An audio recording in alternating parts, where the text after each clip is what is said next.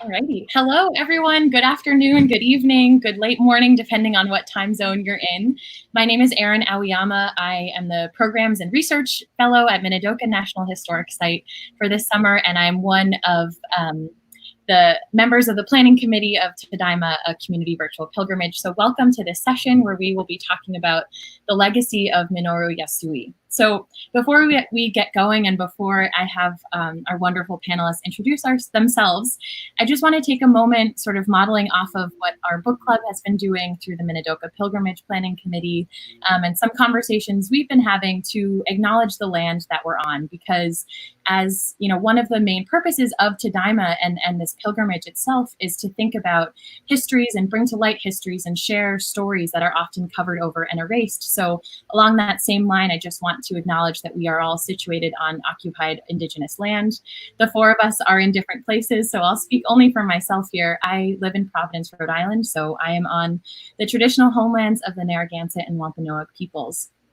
The ongoing legacies of settler colonialism shape every aspect of American history, and that also includes the incarceration of Japanese Americans during World War II. So this is something that we're thinking about within our community, within scholarship, and it's also something I'd like to point to a panel that's happening in exactly 2 weeks on Saturday, July 11th at 2 p.m. Pacific time.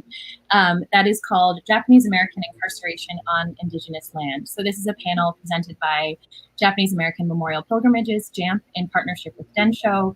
It will feature Indigenous scholars, public historians, talking about what it means to talk about this history, think about this history situated on Indigenous land. So I just wanted to flag that for everyone. And finally, I also wanted to acknowledge the protests and actions taking place right now, calling for abolition and for justice, led by the Movement for Black Lives. We're about to spend the next hour talking about the legacy of Min Yasui, someone who spoke up and fought for what was right throughout his life. So I hope that we'll also leave this panel, I know we will, leave this panel feeling inspired and having a sense of action steps that we can take to continue Min's legacy of speaking up and fighting for more just communities. So thank you so much for letting me speak a little bit in the beginning, and I'd like to pass it off to our three panelists and ask you all to introduce yourselves. I think, first of all, Holly and June, I think you have to unmute yourself. So I'll just start. Thank you. Yeah, I'm Peggy Nagae. I was honored to be the lead attorney for Min Yasui. I'm in Portland, Oregon, and Holly and I started together Min Yasui Legacy Project, which then helped us get a Presidential Medal of Freedom for Min in 2015 with President Barack Obama, and then a permanent Minoru Yasui Day in Oregon. So a little bit about myself.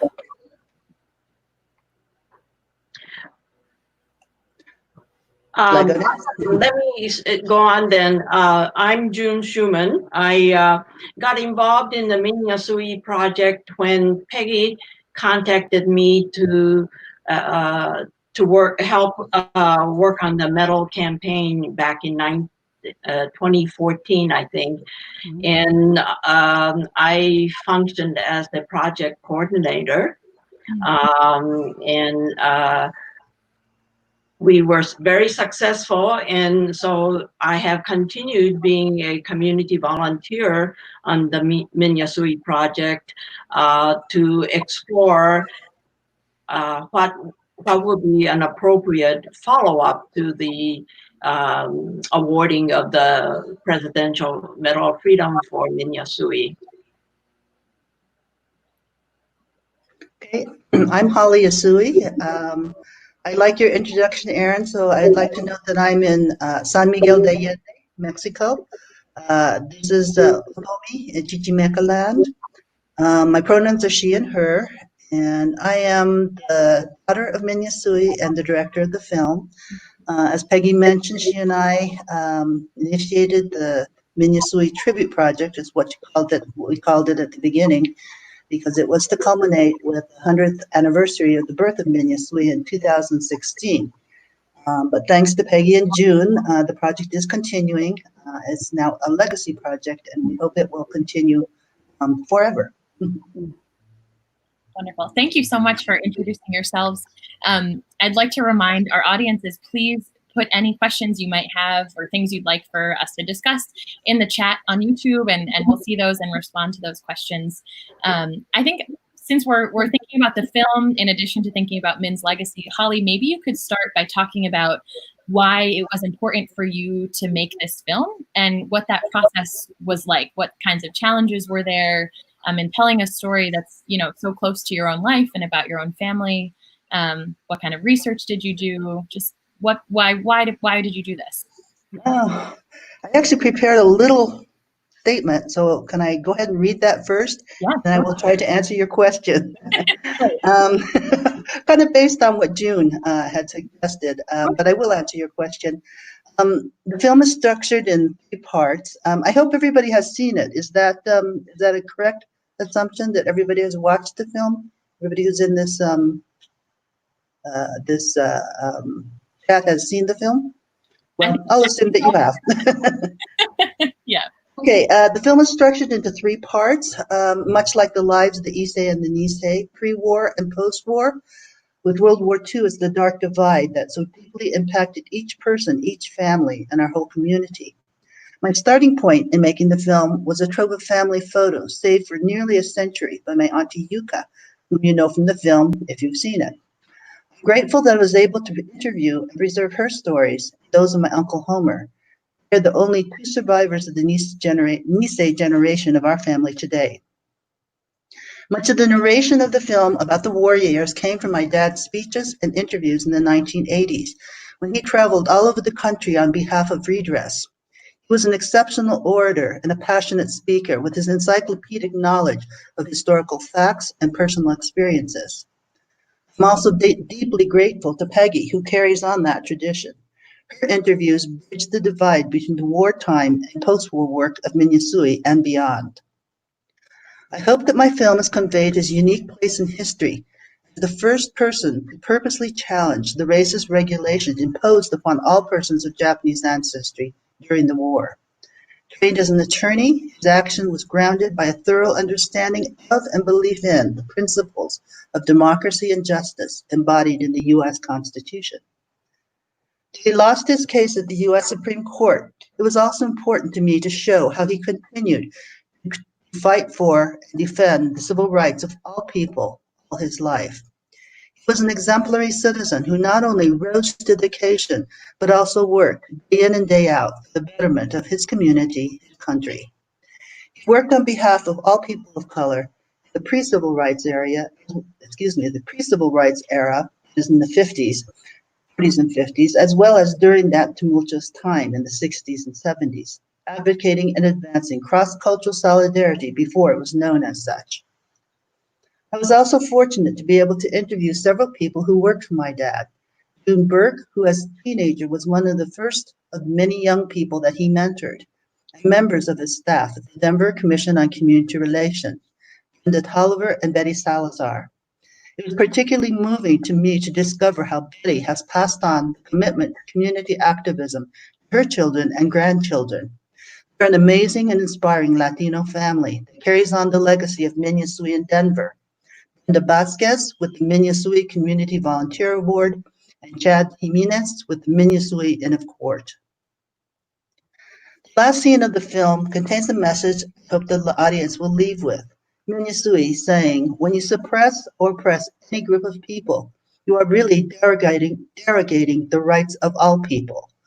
If there's suffering or pain unfairly imposed upon anyone, it's my duty, it's your duty to try to alleviate it, because that's the way we gain a better life for all of us. I think that sentiment informs today's Nikkei activism, which Peggy and June will speak more about today. So I'll just mention one group, Voodoo for Solidarity. Against the zero-tolerance policy that resulted in the incarceration of thousands of immigrants, Nikkei activists created the Voodoo for Solidarity movement, calling for closing of the camps. We raise our voices in defense of Latinos, Africans, and Asians imprisoned in ICE facilities in order to be the allies that our families needed but did not have when they were imprisoned in WRA facilities. Stanchi Kuma, a leader in Voodoo for Solidarity and a longtime Tule Lake organizer, will make a presentation later in this pilgrimage I hope you'll attend. Shudo has joined the thousands of people supporting Black Lives Matter in the wake of the murder of George Floyd, because injustice anywhere threatens justice everywhere, as proclaimed in the last photo of my film of the Standing Rock protest. I hope that Never Give Up can serve not only as an educational experience for those who don't know the history of the Nikkei concentration camps, as I believe all of you do, but also as an inspiration for our community moving ahead to build a better world for all of us. Okay, so what was your question again? Would you like me to, I think I might have addressed what you asked about initiating the film, the structure and the persons I decided to interview and the purpose, basically. Yeah, I'm wondering if you can, and thank you for sharing that. It's wonderful. I'm wondering if you can talk a little bit about what it was like to tell this story about your family. That you're in, obviously, in that you've written the film and you're shaping, and the stories and the photos come from your family. But what was it, to try and tell basically a bunch of strangers who are going to watch this film like such a deeply personal story? Just what was that process like for you? It was cathartic in many ways because since my dad died, I really did want to somehow preserve the fact that he was a really exceptional orator and speaker. But I was working 2 jobs, etc. I moved to Mexico, worked 3 jobs, etc. And so it really wasn't until I retired that I was able to take on this project.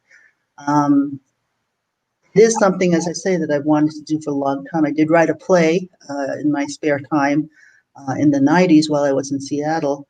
But making a film is really extraordinarily, incredibly time-consuming and all engaging. So it was not something I could do until after I had retired from my job here in Mexico. The process was very interesting in many ways. My father did not really belong to me or to my family. He belonged to the whole community, and so it was always like his story was in some ways just giving it back to the community that he always worked for. And so it was in some ways easy for me to detach because he was such a outgoing public person that whenever I accompanied him to events, which was fairly often, where he would make speeches and pound on tables and that sort of thing, it was always interesting that I could, that to me that was of course my dad, but it was also this person who was a public figure and in many ways my hero too. So that part was not. It was not as difficult as it might have been had he been a different person, and had I been a different person. I also had a wonderful, wonderful co-director, Will Doolittle, who really helped me to get perspective on things. He's non-Nikkei, but married to a Japanese American. But he also helped me a great deal. Actually put some emotion back into the story because the tendency to want to just relate all the facts. But it is a family story. The Never Give Up is a story about my aunt and uncle and my grandparents, and not so much about my sisters and I, but it is a family story too. So Will really helped me with that too. Yeah. And I'm sure we'll have more questions, but one of the things I really loved about the film was how much Min's voice is in it, like both literally all of the recordings and all, but just you get such a sense of him as a person. So you did a really wonderful job telling his story and giving him back. Well, thank you, because I wanted him to tell his own story. He would have told the whole thing without any narration if I'd only collected that footage in the 1980s and 90s while it was still existent. I did want to mention that. I mean, it's incredible. I was able to get the footage I got because some people actually saved footage that they had filmed for 30 years. I mean, that's how much impact he had on people. But of course, a lot of the footage is it's been 30 years, and so it just has not been preserved. It was also at that time, a lot of it was on video on magnetic tape. So. Wow. Well, Peggy, if you have something prepared, also, we'd love to hear. I know we talked a little bit before about what we would talk about, but I think something you said in the film that stuck with me so much when you were talking about towards the end means legacy, and you talked about the quality of the struggle as what makes us humane and brings out the best of us. That it's not so much that you win or that you're get the outcome you want right away, but that it's how you do it and how you kind of fight for what's right. And I just thought that was really a beautiful way of thinking about his legacy. So I was wondering if you could talk a little bit about what it was like to work with Min, who he was like as a person, and your relationship with him, and maybe how you got to working on his case and your own sort of path to. I'm sure that's quite a too. Thanks, Erin. And I just want to add on to what Holly said. Holly did the film out of love, a lot of love, because she wasn't necessarily a natural filmmaker, although she went to film school. So it really was a labor of love, and has been and continues to be. And my way of getting into the cases had to do with going to law school and reading about Korematsu, especially in my third year of law school, and just disliking it so much and thinking if there was anything I could do to write those cases, it would make these 3 years of torture called law school worthwhile. But what could you do? I mean, it already gone to the U.S. Supreme Court. What are you going to do? Go to the court of God or something like that? And so it was so surprising that 5 years after I graduated, that I had this other opportunity. I got a call from Min. I'd met him a while before, like 3 years before, when we organized the second day of remembrance in the country in Portland, and he was the keynote speaker. And when I heard him speak, it was like, wow, who is this person? Booming voice, great oratory style. I'd worked with his brother Homer on the redress committee in Portland, but Min was so different and so bombastic in the way that he spoke. It was just a thrill, because having a Japanese American hero was not necessarily something that we all grew up with. And so seeing him, anyway, he called me, he said, if there's an opportunity, there might be an opportunity to reopen my World War II case. Are you interested? And he said, could you put together a group of lawyers? And I said, yes. And after that meeting, which it was a strange meeting, I wasn't sure if people were interested, I just said to him, I don't care if anyone else is interested. I'm interested. This is the case of our generation and our community. So whatever I can do, I would be honored to do. And that's kind of how I became his lead attorney. And what was so interesting about that is, he was a Nisei. So he's my parents' generation, and I'm a Sansei, like Holly's generation. I'm going, oh boy. And he's a lawyer, and I'm a female, and all those things going on at the same time. But he was really an exemplary client. He just was very attuned and willing to do whatever it was needed to win his case.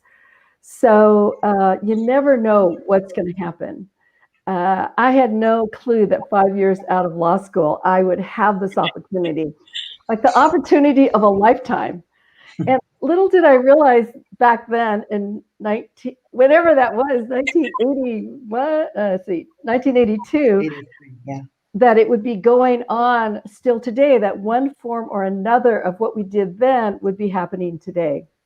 So, so that was a little bit, and then I don't know if you asked me another question, but that's my that's how I feel right now. Yeah, we'll come back. We'll come back. More questions. But June, I want to ask you a little bit if you could talk about the Min Yasui Legacy Project and the work that you do and have been doing. Yeah, I think you are muted, but there we go. Okay. Well, everybody in Portland knew Peggy. So when she called me and asked to have coffee to chat, so I said, of course I will. And so we met, and we spent maybe an hour at the coffee shop chatting, and what she had in mind after her conversation with Holly about getting a group of community leaders together to submit a nomination for Presidential Medal of Freedom for Min Yasui. Afterwards, I learned that that was my job application interview. And I got hired by Peggy to be the sort of the administrative end of the project. There were plenty of energy and ideas from Holly and Peggy and others about uh, who knew Min personally. I did not know him personally. I had seen him in public events and had read about him in newspapers and so on, but personally, I did not know him. So I sort of came as a community activist. I had been the founding director for Oregon Nikkei Legacy Center, now known as JAMO. I had worked in the community for a variety of civil rights cases dating back to my years in Philadelphia when Black Power movement was at its height. And so when Peggy came up with this idea, I was all ready to go. And we worked feverishly for about, 15 months or so of getting the strategy together, figuring out who ought to be on the committee, and who are the key people nationally, state level, regional, who are the Nikkei leaders we needed to be involved, who are African American leaders, who are Latino and Native American leaders, who ought to be contacted to support this effort. So it became a very large, broad-based, national effort. So it was a lot of work. But and it was such a thrill to see the presentation of the medal at the White House. I did not get to go to it myself, but I got to see it on live telecast feed. And what I did was to watch the fruits of our labor and a very prominent recognition for a man who had done so much for the Nikkei community and rest of the communities of colors as well. So that was a thrill. Afterwards, we thought, with all this recognition from the President Obama and all of the contacts that we made in the process of it, and so many issues still remain needing attention locally and at the national level, we couldn't just let our effort end with a medal. And so that was sort of the beginning of thinking about what would be a proper way to follow through and continue the work that we worked so hard to tell about for the medal, but that are there ways for people who are in the community now to be engaged in a productive way to address issues that Min had addressed and new ones that have come up since. And so after a long series of meetings and conversations, we came up with Min Yasui Legacy Project with a mission to defend civil rights and advance social justice. That was after hours of conversation, and we came up with this less than 10 words as our mission. But we also came up with a goal statement that would sort of more fully explain what we are about. So the goal is to speak out against injustice in all its forms and develop programs that oppose racism and resist oppression in the context of Japanese American experience and cross-cultural solidarity. We do this work to commemorate and continue the courageous leadership of Minoru Yasui. So we could have taken our effort to a historical direction, or it could have been just a memorial to Min Yasui,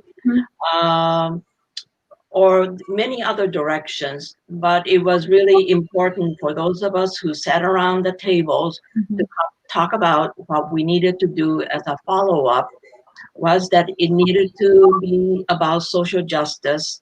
It needed to be about advocacy. It needed to be about raising our voices and be seen. Min was really a big proponent of speaking up, and he modeled that. And for those of us who grew up without strong role models in the Nikkei community, it was really important to have a Nikkei person who gave us the model of very un-Nikkei approach to things. So that was our inspiration. It's important to us. It was important to us, and it is important to us to have our pride in people who came before us, more than kind, scholarly, properly speaking, mannered person. Someone who touched a much bigger world than most people that we know, and that Min is a important leader, not only for the Nikkei community, but also for all Americans. And that's the light that we want to proceed. Yeah. Yeah. So Peggy mentioned the Minoru Yasui Day. That was the first effort after the medal presentation. Some members of our committee approached the legislature and got the Oregon State Legislature to pass a law that proclaimed March 28 as Minoru Yasui Day in perpetuity. It means that Min is the very first person named to have a day dedicated to his memory in Oregon. In addition, he's the very first Oregonian to have received the Presidential Medal of Freedom. So we should all be proud of that. And so since 2016, we've had a Minoru Yasui Day celebration. First 2 or 3 were about replicating the walk that he did in challenging curfew in 1942. But this year, we started to work on a little more substantive, content-oriented gathering for Min Yasui Day. But, pandemic came along, and so March 28 event was postponed and now canceled, and we will regroup for next year's Min Yasui Day on March 2021. We also have Min Yasui's birthday in October as a possible marker for another different kind of smaller event, maybe something that would be a warm-up session towards Min Yasui Day 2021. So that's where we are. We are evolving. We are growing in our understanding of what's possible. And we're very busy participating in these video conferences, because even next year, it is likely to be a remote convening rather than a live gathering. So I'll stop there, and hopefully we will have more conversations about ways in which all the different people can be a participant in not only Min Yasui Day in Oregon, but also in all parts of the country. Yeah, I think that's I'd love to come back to that question maybe towards the end, as someone who doesn't live in Oregon, to think about how we can, extend that beyond. Yeah. But I'm wondering, and maybe this is a question maybe for all three of you. You talked about building this coalition and these kind of cross-community solidarities in order to advance this and ultimately get this Presidential Medal of Freedom for men. And I'm wondering how you did that and what stories you told and what the outreach looked like. I know you said, June, it was a lot of work, but as you know, that work seems really important and you all seem to have been very successful at it. So I'm wondering what kind of strategies or advice or stories you can share, you know, for those of us trying to do that sort of work today, maybe with a different goal, but a sort of similar ethos. Well, I can start, and then Holly had a lot of contacts in Denver because she grew up there, and then spent a lot of his life there. So what we tried to do was we had a committee in Oregon, we had a consultant in DC, and we had other people in other parts of the country that were helpful. So Denver clearly was a really helpful situation. But when we first started, I asked my contacts in DC, how do we go about doing this? Because I had no idea. And they essentially said, you have to educate the country about who Min Yasui is, because they might know Korematsu, but Min's story was not really told over the decades. So there was that, but there was also this sense that for a Presidential Medal of Freedom, there's no criteria. It's the president decides. And there's this kind of unwritten criteria, however, that the Asian community needs to galvanize around one candidate. Because if there's a sense of, two candidates or something, they're not quite sure what to do with that, and they might just drop each candidate. So we had to get the Asian congressional delegation supporting this. We had Mazie Hirono, Senator Hirono, take the nomination to the White House. So she was the highest ranking Asian politician. And then we just started to say, where are our contacts locally, regionally, and nationally? And I think I used every chit I ever had in Washington, D.C. to get as many national organizations to write letters of support and sign on to it. And we also did things like we drafted shell letters. We researched organizations and thought about how they could speak about the nomination. So we did that. June knew every organization in Oregon, which I didn't know. Holly knew Denver, and she also knew June Burke. She mentioned her before in California, and June was instrumental. And then June had a daughter in Illinois, who then we got a resolution from the Illinois State Legislature to nominate Min Yasui, and off it went. And Holly just kept using her contacts about in Utah, in New Mexico, in all these different places, California. And so we use our contacts all over. So to answer your question, Holly might have more to say. Thank you. The other thing that's important to remember is that a task like the medal nomination can't just be whipped up together quickly. Right. What it required was sort of the cumulative collection of contacts and knowledge and skills that each of us on the committee brought to the table. And so we relied on everybody taking a group of contacts that we had personal a relationship with and follow through. So there were very few, I think, where we were making cold contacts. And so it's important for us to, when we do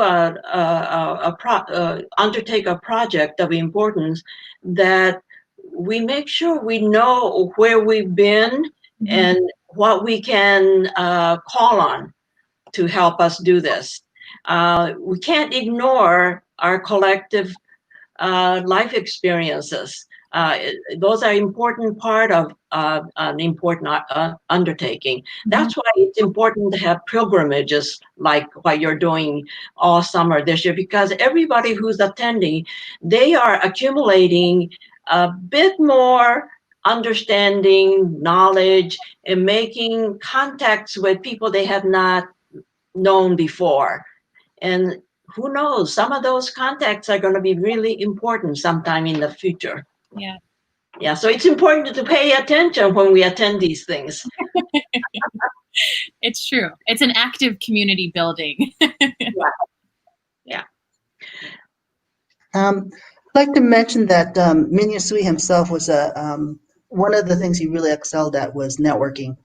I remember as a kid driving all over the country every summer in our Plymouth station wagon. We had 48 stickers of different states. Wow. And my dad was, and I just thought we were on summer vacation. I was just a kid, you know, but he was going around and talking to every Japanese American community in Nebraska, in Alabama, in Massachusetts, and, you know, as well as the West Coast, Illinois, etc.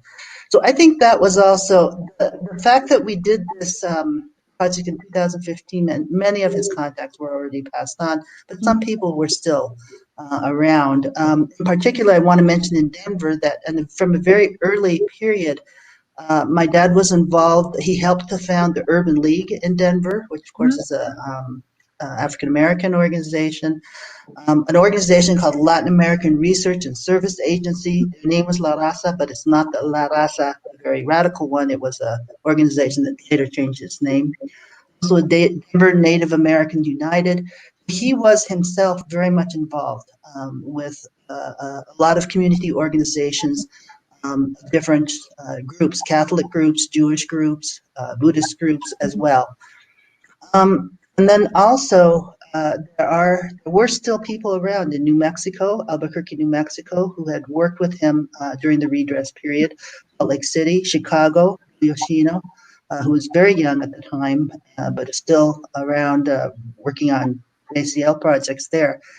So I think that Min Yasui himself was a real exemplar of networking, of basically contacting, reaching out across ethnic and racial lines, as well as doing the hard physical work of physically going around the country, meeting and talking to and being with people all over in communities, large and small, throughout the country.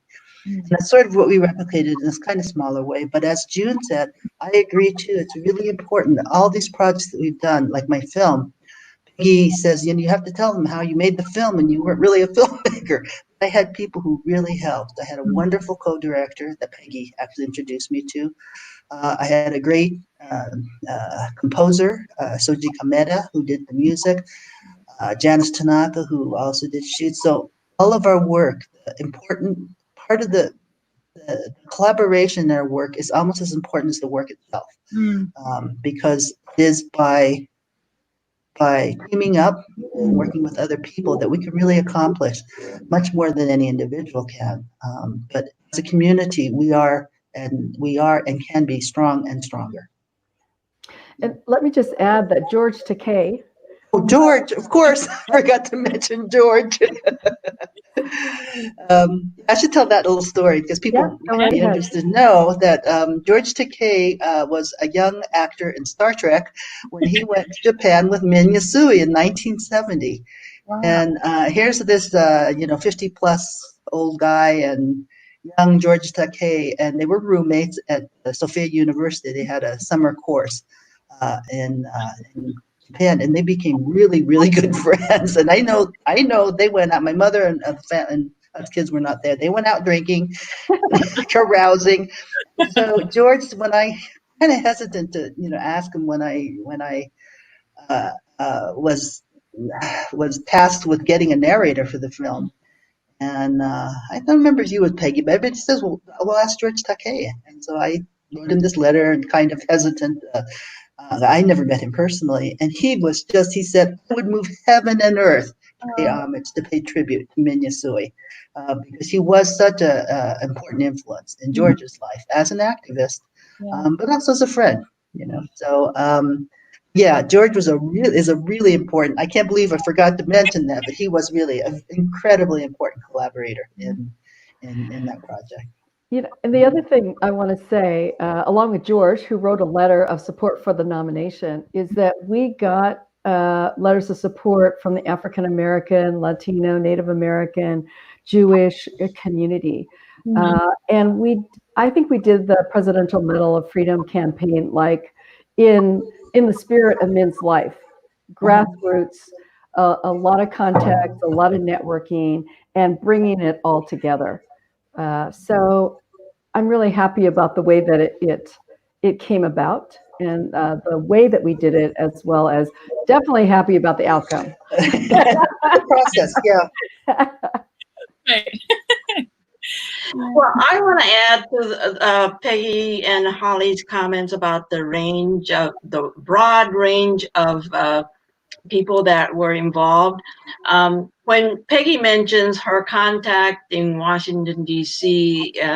And Hawaii and so on and so forth, what was amazing realization for me was to see how many Asian Americans, not just Japanese Americans, but Asians of all spectrum of ethnic backgrounds are in very important places in our government, either as private consultants or as government employees or political appointees.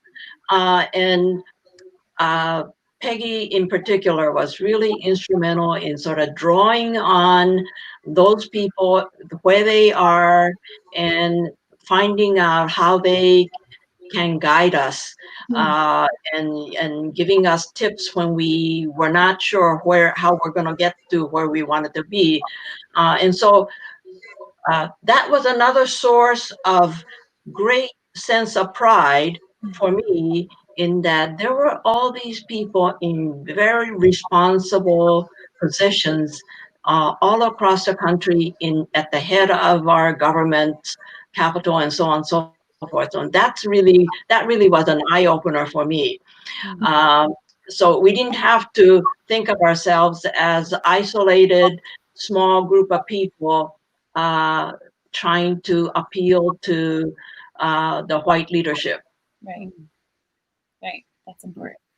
Yeah. And Holly, you mentioned this a little bit when you were talking about your experience making the film, but that Min's, standing up and speaking out and getting arrested and protesting was all sort of before what we think of as the civil rights era. So I'm wondering how you see Min was influenced by the civil rights era, how that shaped his work, even, years after he had begun his own activism and sort of become a leader and an activist in his own right.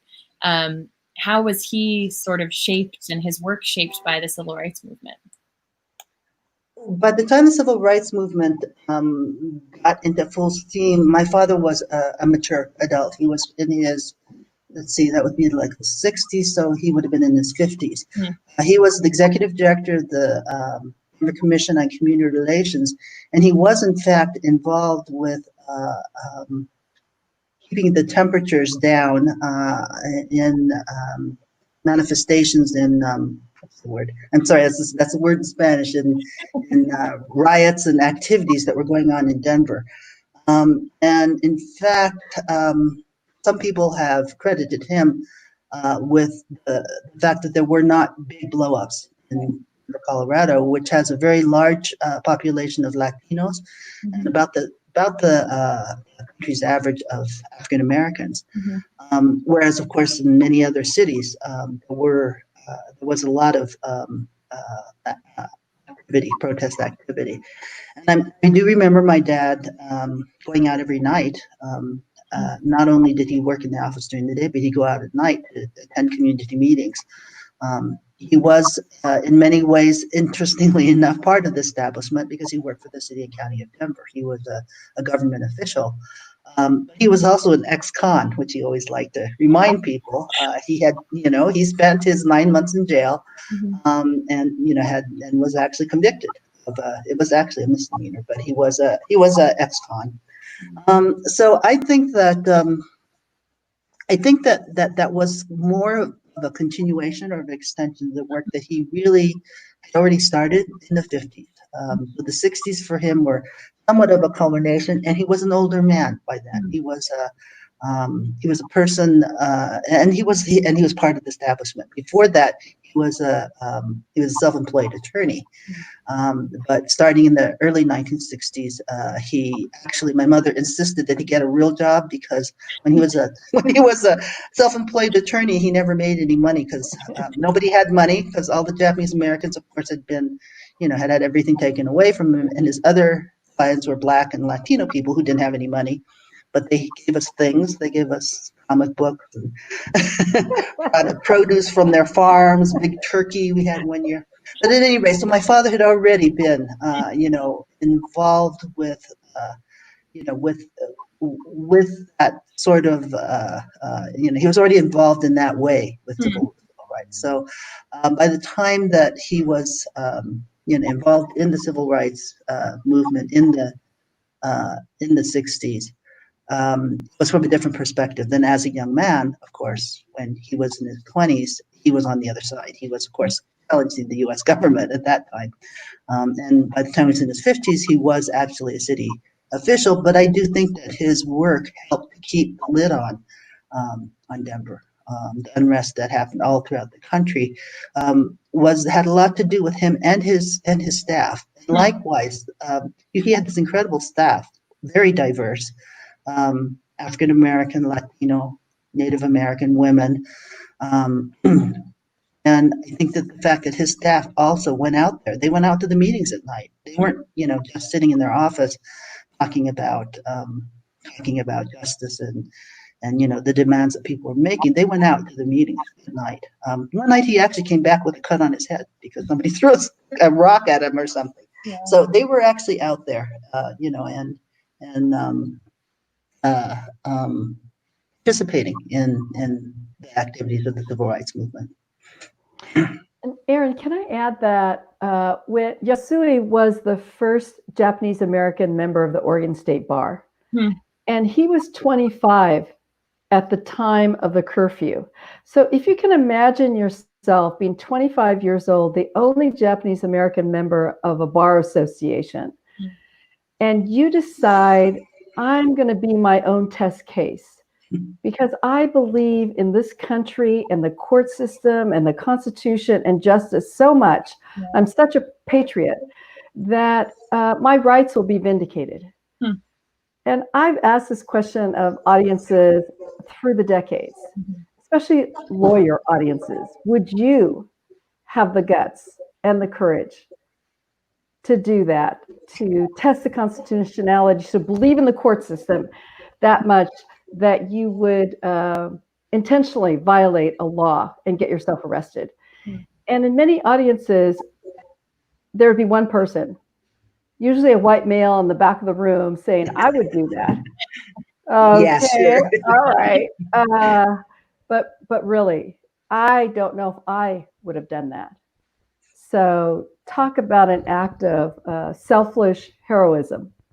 Yeah, and I think one of the parts of your film, Holly, that really struck me was talking about right after Min was arrested and he called his mom. And nice story. I think of just, yes, this incredibly selfless and brave act and this real belief in the promise of what America could be. But then also his family there, to say we trust that you're doing what's right and we're behind you. And I think I see that so much also in how you're talking about collaborating and building community to keep his legacy alive, is that sense of family and that sense of community, and that, yes, it could be one person out front, but there's got to be this whole, team in the background supporting. That's just powerful. And I think says a lot about Min, but also a lot about your family and this community, and you, Peggy and June, for being sort of drawn to this work and to this person and to this project. That's really, it's beautiful. It's inspiring to see. Peggy, I'm wondering if you could talk a little bit more about the case itself and your work on the case, on Min's court case, and some of the challenges that were, part of that work, especially being only 5 years out of law school, which is really impressive to me. Well, I'd never heard of Coram Nobis before we filed before it was brought up. But there were a team of lawyers from California, Oregon, and Washington. And we worked on this together because we had Peter Irons had found evidence in Aiko Hirschnaga also did as well, evidence in the National Archives that the incarceration was not based on military necessity, but based on race. And that's just a huge eye-opener. 120,000 people were incarcerated because of their race. That's a very different story than it's because of military necessity. So finding those documents was just incredible, to talk about a smoking gun. But the cases themselves, we created these petitions that were almost identical from state to state to state. And we decided to start in California because we figured that we would get the best bench was in Northern California. And so Dale Minami, when he contacted me and when we talked about this, said, well, really what we're going to do is file a motion for consolidation. You'll only have to deal with this case for about 6 months, Peggy, and then it'll come down to California and we'll take over because we've got this huge resource of attorneys. Well, they filed that motion. It was denied. So it meant that in Oregon, I was going to get a group of lawyers together, very diverse group of lawyers together, and go through all the documents. And every brief, because there was no precedent for this, really, every brief we wrote was, what do we need to say in this brief because it might be the last brief that we write. Yeah. So we got to put everything in it. And so there was that aspect of it. There was the attorney for the government, Victor Stone, who was the attorney for all 3 cases. I don't think he was doing his job because his job is about seeking justice, not about winning a case. But that's where he was headed. And then we had a judge named Judge Bologna. And that was also a little challenging because I don't think that he understood the magnitude of what we were saying. And so he said, well, the government is okay about vacating the conviction, about getting rid of the conviction, and that's what you want to. And there's no use in having this evidentiary hearing from 40 years ago. It's not relevant, blah, blah, blah. So he vacated the judgment. He vacated the conviction, but he didn't allow us to have an evidentiary hearing. Wow. And our case went on, and actually in the middle of it, then Min passed away. But I feel like we got our time in court through the Hirabayashi case that went to a trial. And the government attorney, Edward Innes, who wrote the briefs in World War II to the US Supreme Court, testified on our behalf. Wow. And said that the government in 43 lied to the Supreme Court. We had evidence, exculpatory evidence, that and it was tantamount to a suppression of evidence that is what happened. And so to hear the lawyer who wrote these briefs finally vindicate Japanese Americans was quite something. On the other hand, Victor Stone was arguing like Pearl Harbor happened last week. So it was just a really juxtaposition of it. But I feel that in Hirabayashi, we got what we wanted, which was them to admit that it was not based on race. It was not based on military necessity. It was based on race. So, and then we kept on doing things. We kept on doing amicus briefs, and we kept on throughout the decades, now representing the children like Holly and Karen Korematsu and Jay Hirabayashi. Up until the travel ban cases, we filed amicus briefs in the travel ban, Trump's travel ban cases. So who would have thought in 1982 that we would be going on, but we have been. Yeah, a little longer than 6 months, I would say. Yeah. That's awesome. Yeah, that's great. And actually, another one of the films from this week for the pilgrimage, Alternative Facts, which is John Osaki's film, does a really good job also of going through this history in a way that was, I mean, I've read so much about this and still continue to learn about how these court cases worked and how these legacies continue. And yeah, it's wonderful. Well, thank you for, for all of the work you continue to do. We do have a question from Victor Yamada, who says, Holly, thanks for bringing the draft film version to New Mexico. Were you aware before of Min's New Mexico visit? I guess you connected with folks in New Mexico who met Min during his redress support visit.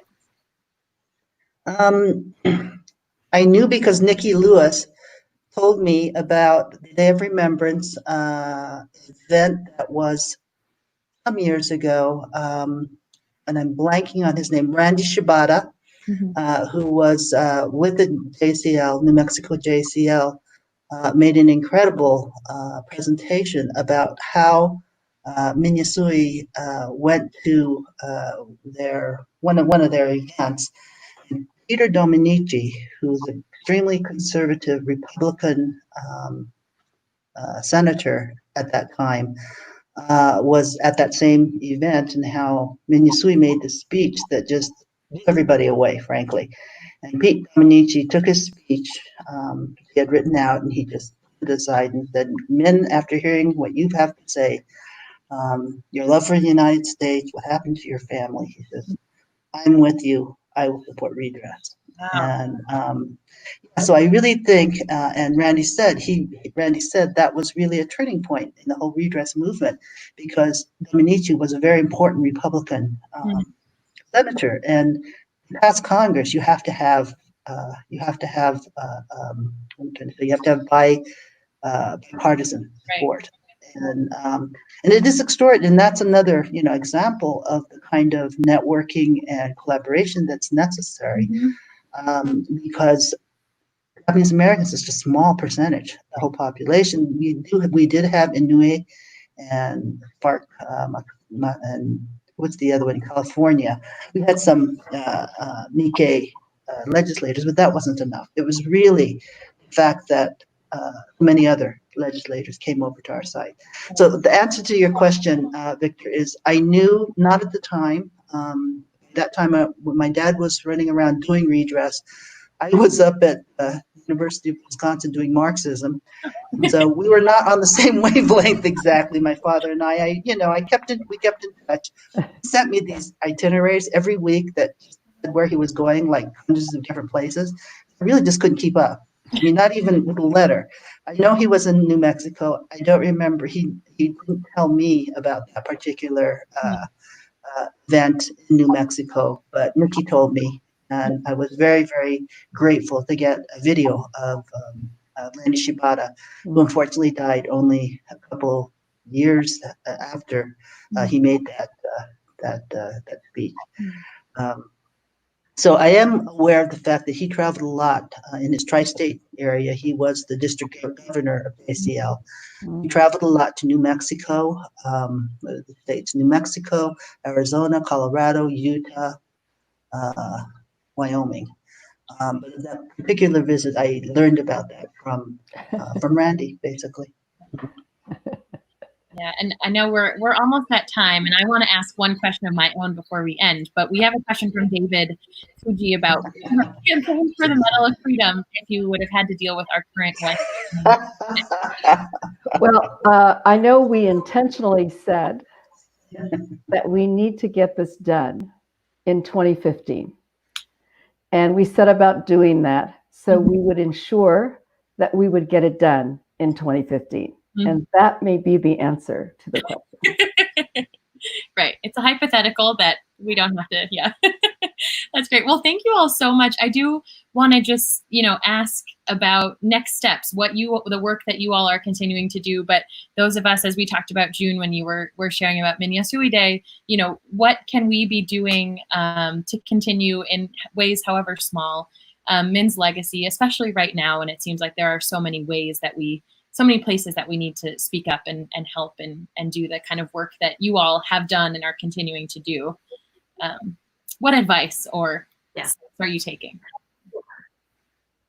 Well, Let me start. I think it's really so important for everybody who cares about our civil liberties and social justice to be involved at the local as well as national level. At a minimum, you need to know what's going on. And one of the things that I just read today is that four congressional representatives from California is drafting a letter to send to Attorney General Barr to condemn the anti-Asian hate crimes and bias related to the COVID-19 being referred to as Hunan virus, China, let's see, um, Wuhan virus, Kung flu, and Chinese virus. And our president keeps using those terminology, and others are beginning to use it too. So anyway, these Congress representatives have prepared a letter, and they need co-sponsors from representatives all over the country. And so each of us need to contact our own congressional representative and get them to sign on to this letter. It needs to be done before July 3rd, so you have about a week. So do that. Just an email or a phone call is what's needed from everybody. And if there's a huge pouring of requests like that, I think would make a big difference. Yeah, so things like that. In each city also, it would be really good for the people out in the audience to get their city councils or county supervisors to pass resolutions condemning hate crimes based on stereotypes and scapegoating around COVID-19. In Portland, we've had at least 10 formally submitted complaints about hate crimes against Asian Americans related to COVID-19.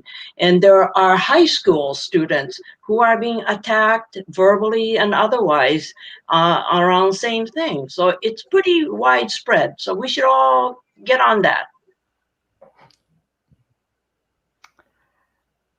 Are we over our time? Well, we have a couple more minutes. I'd love to hear from you, Peggy and Holly, too, before we sign off. Oh, Holly, go ahead. Okay, I'd like to just give a shout out to Zuru for Solidarity, which I think is one of the most important nationwide organizations of Japanese American activists. Check out the webpage, zuruforsolidarity.org. Lots of activities going on. You can support, lots of connections that you can make. And lastly, I would say, Erin, that we can do something in almost every conversation. So in almost every conversation, we're pushing forward social justice, we're neutral, or we're not saying anything. And I think it's so important for each of us to speak up where we can. And usually it's in those one-to-one conversations. But to have the courage to do that. And you don't have to, there's no perfect way to do it, but there's a way to disrupt the conversation, and that to realize that silence is being complicit. And that anti-Black racism now is really important for Asians to stand together with our Black allies and with our Latino allies to make sure that people understand, as Asian Americans, we're not almost white. We're not the model minority. We're not the yellow peril. We are and will stand for justice and social justice. Well, thank you so much. I think that's the perfect place to end on. Thank you so much, all three of you, for being here and giving time and sharing your thoughts and your stories. It's so appreciated. I'll encourage everyone to please check out Holly's film if you haven't seen it yet, Never Give Up, and the educational resources that are also tied to it and linked on the JAMP website as well. So thank you so much. I'll hope to talk with you all again soon, but take care. Thank you, Erin. You've been great.